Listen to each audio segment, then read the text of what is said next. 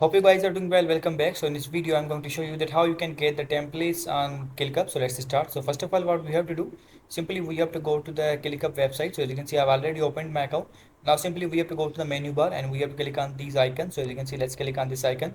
And after clicking on this, we have to scroll down. And after scrolling down, has the option for the template center. So we have to click on the template center. So let's click on the template center. And now you have to search that which template you want. As you'll be able to see different types of templates here, like if as you can see the space, folder, list, task, doc, these all types of category and the groups are also provided here. For example, I want the template like this, so I'm going to click on this.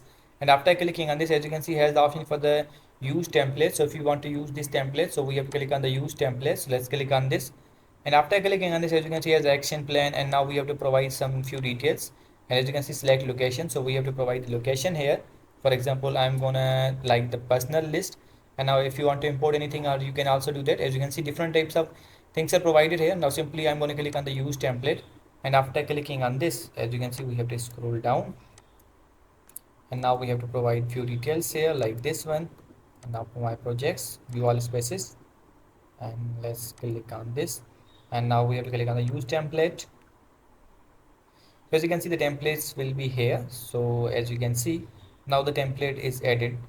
So in this way you can choose the template on your ClickUp account, and in this way you can use it for your work on ClickUp. I hope you guys understand this video, that how you can choose a template on ClickUp account and how you can use that. So see you guys in the next video.